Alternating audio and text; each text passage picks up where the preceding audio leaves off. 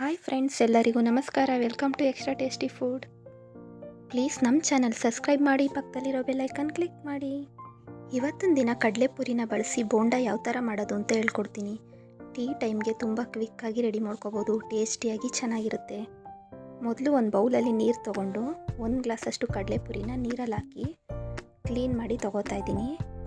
ಸ್ವಲ್ಪ ತೇವ ಆಗಂಗೆ ಮಾಡಿ ತೊಗೋಬೇಕು. ಇದನ್ನೆಲ್ಲ ಒಂದು ಬೌಲ್ಗೆ ಶಿಫ್ಟ್ ಮಾಡ್ಕೋಬೇಕು. ತುಂಬ ಕ್ವಿಕ್ಕಾಗಿ ಬೇಗ ರೆಡಿ ಮಾಡ್ಕೋಬೋದು, ಟೇಸ್ಟಿಯಾಗಿ ಚೆನ್ನಾಗಿರುತ್ತೆ. ಹೊಸ ರೆಸಿಪಿ, ಒಂದು ಸಲ ಟ್ರೈ ಮಾಡಿ. ಈಗ 1-2 ಈರುಳ್ಳಿ ಅಷ್ಟು ಕಟ್ ಮಾಡಿ ಸೇರಿಸ್ಕೊತಾ ಇದ್ದೀನಿ. ನಂತರ ಕೊತ್ತಂಬರಿ ಸೊಪ್ಪನ್ನ ಸೇರಿಸ್ತಾ ಇದ್ದೀನಿ.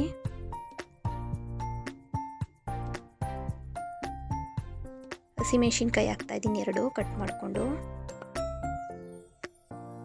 ಈಗ ಅಜ್ವಾನ ಹಾಕ್ತಾ ಇದ್ದೀನಿ 1 ಸ್ಪೂನಷ್ಟು. ಮೆಣಸಿನ್ಕಾಯಿ ಪುಡಿ ಹಾಕ್ತಾ ಇದ್ದೀನಿ 1 ಸ್ಪೂನಷ್ಟು. ರುಚಿಗೆ ತಕ್ಕಷ್ಟು ಉಪ್ಪು.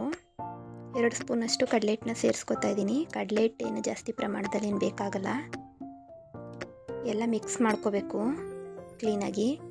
ಕಡಲೆ ಹಿಟ್ಟನ್ನೇ ನಾವು ಎಲ್ಲ ಹೊಂದ್ಕೊಳ್ಳೋ ಥರ ಮಿಕ್ಸ್ ಮಾಡ್ಕೋಬೇಕು.